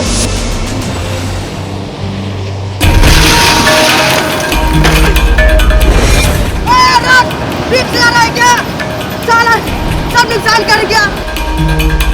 देखी खिड़की टूटी थी, पता नहीं कौन जल्दी में रहा, ठोक के चला गया हमको। हमारा ठिलिया भी तोड़ गया और हमारा सब्जी का सारा नुकसान करके चले गए साहब। यही मारे हम कई दिन दिखाई नहीं दिए। और कुछ? और हाँ साहब, उस सफेद वाली वैन के पीछे चद्दर में कुछ रखा हुआ था। अच्छा, उस गाड़ी का नंबर याद है तुमको? साहब, गाड़ी का नंबर प्लेट टूटा हुआ था, और आखिरी का 2 नंबर याद है, 8 और 9। सफेद कार, टूटी हुई नंबर प्लेट, बेतहाशा भाग रहे थे, सब्जी वाले के ठेले को उड़ाया। इतनी कहानी तो हमें पता है, तो सिर्फ इतना बता दे तुम्हारे साथ था कौन कौन। साहब आप क्या बात कर रहे हैं? कौन सी गाड़ी, कौन सा साथी? सर वो सफेद कार मिल गई है, उसके मालिक का भी पता चल गया है। उसका नाम आकाश है और आकाश ने वो गाड़ी सेकंड हैंड खरीदी थी।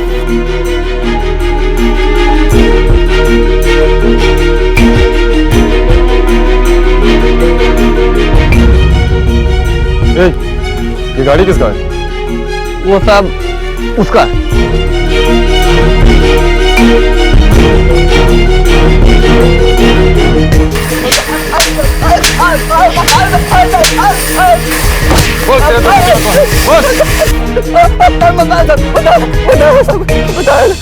सब उनका नाम है साहब, करण और श्रीकांत साहब, सब 4 बार बच चुके हैं साहब।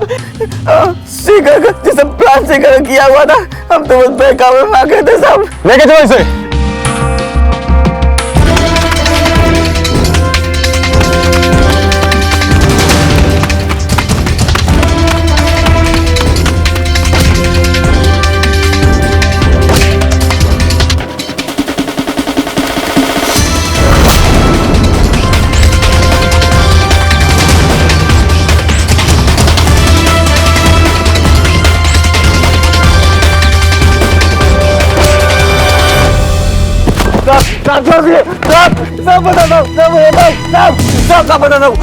साहब ये सब शेखर की प्लानिंग थी साहब, उसी के कहने पे हम लोगों ने किया साहब। तुम्हारे तीनों साथी अपना गुनाह कबूल कर चुके हैं। अब यह साफ हो गया है कि तुम चारों ने मिलकर ही रेप किया था। उनके स्पर्म सैंपल और डीएनए मैच कर गए। तुम्हारा तो पहले ही मैच कर गया था। अब सीधे सीधे अपना गुनाह कबूल कर। साहब ये हमारे साथ सरासर गलत हो रहा है। जब हमने कोई गुनाह किया नहीं तो फिर हम कैसे कबूले? हम तुमसे कभी मिले भी नहीं, हमको जानते तक नहीं है साहब।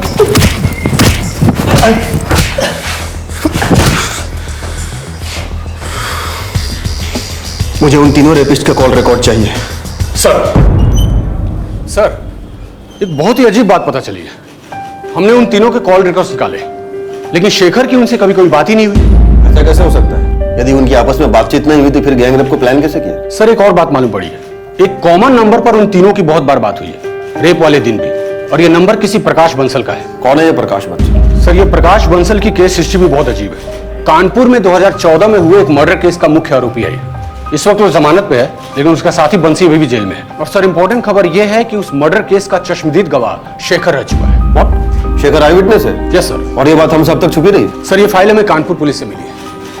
सर केस की फाइल और शेखर के बयान के मुताबिक 5 मई 2014 को उस पेट्रोल पंप पे शेखर पेट्रोल भरवा रहा था। उसी वक्त बंसल और उसके साथी बंसी ने सीताराम नाम के आदमी का मर्डर कर दिया, और ये मर्डर होते हुए शेखर ने देख लिया था।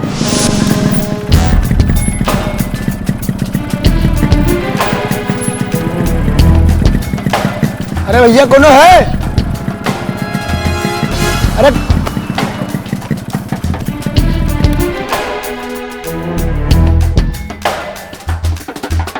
कौन है का?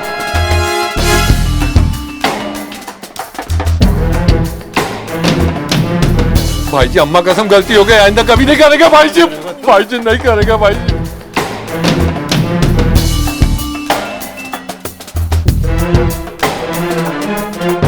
साले हमारी कंप्लेंट करेगा तू? भाई जी गलती हो गई। इतना बड़ा आदमी हो गया, तेल में मिलावट करते हैं। भाई जी मैं तो खत्म कर दो इसे, ये बर्बाद कर देगा हम लोग को। पुलिस में कंप्लेंट करेगा तू?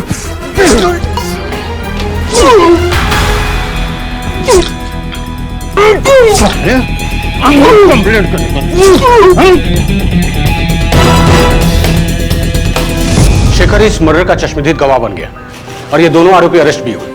लेकिन सर बाद में बंसल जमानत पर रिहा हो गया। सर हमने जब बंसल के कॉल रिकॉर्ड्स निकाले तो ये मालूम पड़ा कि बंसल और पूजा पिछले 5 महीने से टच में है, जबकि शेखर और पूजा सर 4 महीने से टच में है। मामला अब समझ में आ रहा है। उन 3 लोगों को जो हमने पकड़ा है ना, चलो उनकी खातिरदारी करते हैं। सर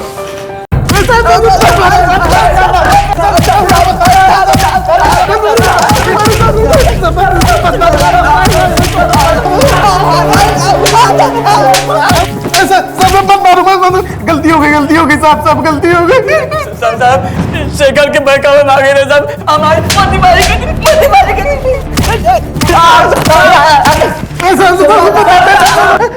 मत मारिए मत साहब, मारिए उसे, बता दे सब कुछ सच बता दे साहब।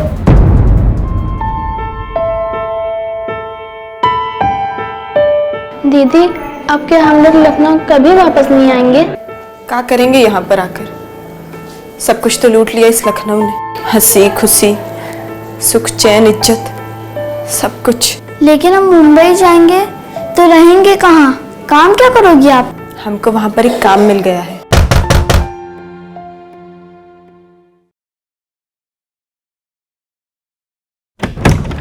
पूजा, केस से रिलेटेड कुछ जानकारी मिली है हमें, आपको हमारे साथ पुलिस स्टेशन चलना होगा। सर हमें यहाँ क्यों बुलाया गया है? बात क्या है? कोई हमें बताता क्यों नहीं?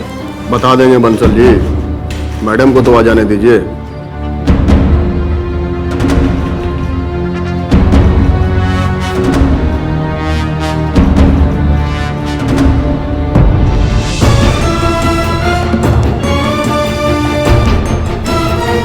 बैठो।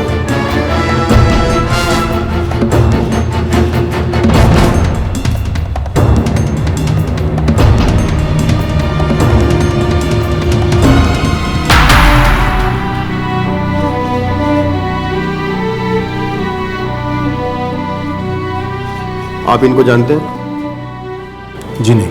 पूजा, आप इनको जानती हो? नहीं सर। सर ये दोनों तो एक दूसरे को बिल्कुल नहीं जानते। हाँ, लेकिन हम कुछ जानते हैं। ये रहे आपके कॉल रिकॉर्ड्स और ये रहे आपके कॉल रिकॉर्ड्स।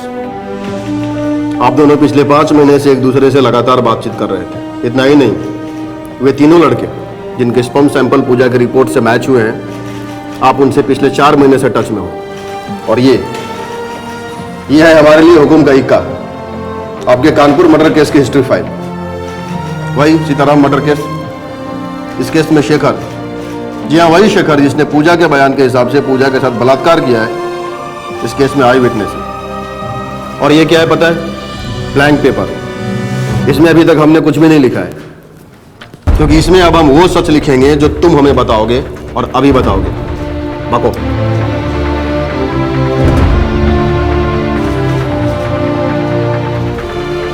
बको। सर हम बहुत परेशान थे, क्या करें कैसे करें कि शेखर हमारे रास्ते से हट जाए। उसके चश्मदीद गवाह होने के चलते हमारा जेल जाना तय था। हमने सोचा कि शेखर को अगर किसी और केस में फंसा दिया जाए तो हमारा केस कमजोर हो जाएगा। गवाह होने के चलते वो अपराधी साबित होगा। अगर उस पर रेप का केस साबित हो गया तो उसका बच निकलना नामुमकिन होगा। लेकिन समस्या ये थी कि इस काम के लिए लड़की कहां से मिले जो अपनी जरूरतों के लिए हमारे लिए काम करती। बंसी पूजा को जानता था, वो इसके टच में था और इसकी बदहाली उससे छिपी नहीं थी। इसीलिए हम अपना प्रस्ताव लेकर पूजा के पास गए। देखो पूजा, बंसी से मुझे तुम्हारे हालात के बारे में पता चल चुका है। तुम्हें पैसों की सख्त जरूरत है। तुम्हें अपनी माँ का ऑपरेशन भी करवाना है और अपने छोटे भाई बहनों को स्कूल भी भेजना है। कैसे करोगी इतना सब कुछ? इसीलिए हम तुम्हारी मदद करना चाहते हैं। हम देंगे तुम्हें पैसे, लेकिन बदले में हमारा एक काम करना होगा तुम्हें।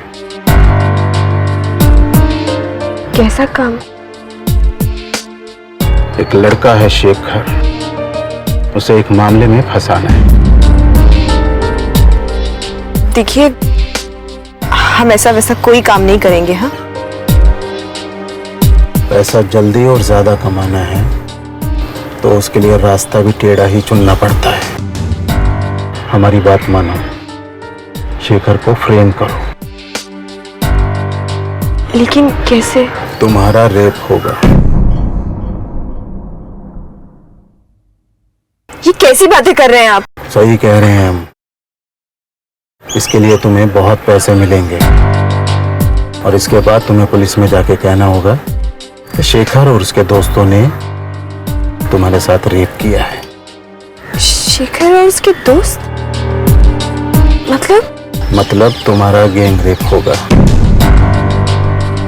3 लोग होंगे, वो तुम्हें मारेंगे पीटेंगे, एकदम असली लगना चाहिए, चोट के निशान भी असली। ये कैसी बातें कर रहे हैं आप? नहीं, हमसे नहीं होगा ये सब। Gang rape? आप ऐसा सोच भी कैसे सकते हैं? इसके तुम्हें 20 लाख रुपए मिलेंगे। शेखर को फंसाने के 5 लाख और 3 बार रेप के अलग अलग 5-5 लाख, और हॉस्पिटल का खर्चा अलग मिलेगा। लेकिन गैंग रेप ही क्यों? गैंग रेप इसलिए ताकि ये मामला इतना बड़ा हो जाए कि कोई हमारे केस को इस केस से जोड़कर ही ना देख पाए, और ये शेखर नाम का कांटा हमारी जिंदगी से हमेशा हमेशा के लिए निकल जाए। लोग इसकी बात का विश्वास करें। प्लान के मुताबिक पूजा ने शेखर की हमदर्दी बटोर ली थी, जो कि उसको फ्रेम करने के लिए जरूरी था। और फिर तुमने पूजा को डॉक्टर की फॉल्स स्लिप दी जिसमें ये सेडेटिव सजेस्ट की गई थी, और उसके बाद पूजा ये सेडेटिव शेखर की दुकान से खरीदने लगी ताकि शेखर फंस जाए और पुलिस की गिरफ्त में आ जाए। और तुम्हारे ही कहने पे उस दिन ढाबे पे पूजा ने शेखर की लस्सी में सेडेटिव मिलाई।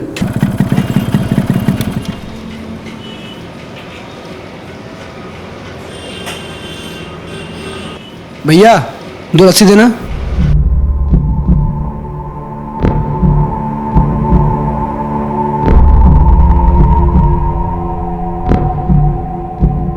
हम जरा हाथ धुल के आते हैं।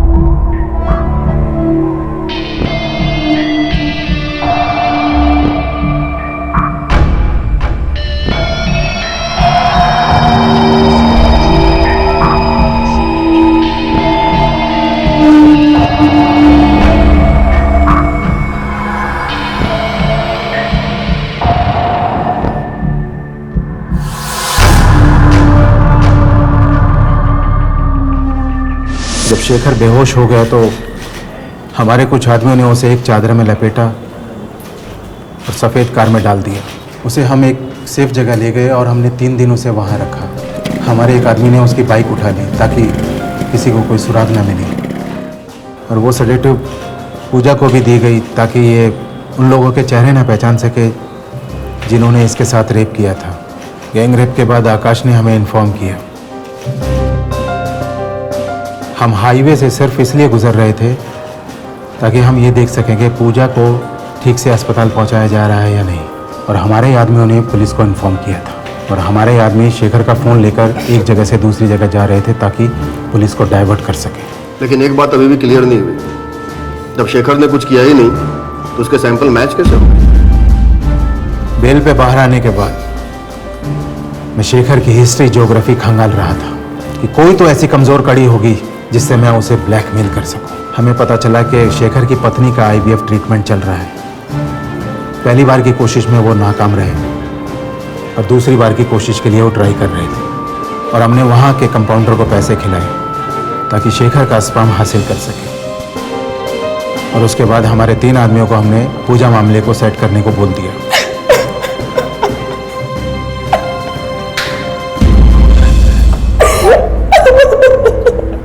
शेखर बेकसूर साबित हुआ, बंसल को गिरफ्तार कर लिया गया, और बाद में शेखर ने चश्मदीद गवाह के रूप में बंसी और बंसल के खिलाफ अपना बयान दिया, और उन दोनों को सीताराम की हत्या के जुर्म में आजीवन कारावास के लिए भेज दिया गया। पूजा को भी गिरफ्तार किया गया और उसे षड्यंत्र और पुलिस को गुमराह करने के लिए बुक किया गया। पूजा चाहती थी कि वो कुछ पैसा बना ले ताकि वो अपने भाई बहन और अपनी मां को एक बेहतर जिंदगी दे सके। लेकिन क्या यह सही रास्ता था पैसा कमाने के लिए, जहां उसे अपना बलात्कार करवाना पड़ा और एक निर्दोष को फंसाकर उसे गुनहगार साबित करना पड़ा। पर अब इस शॉर्टकट की कोशिश में पूजा एक ऐसी जगह आ खड़ी हुई थी जहां उसके लिए सिर्फ अफसोस किया जा सकता था। और सबसे शर्मनाक बात तो यह है कि जो कानून औरतों को मजबूत करने के लिए बना है, पूजा उसी कानून का दुरुपयोग कर रही थी। ये एक बेहद शर्मनाक वाकया है। आपसे फिर मुलाकात होगी अगले एपिसोड में एक और नए केस के साथ।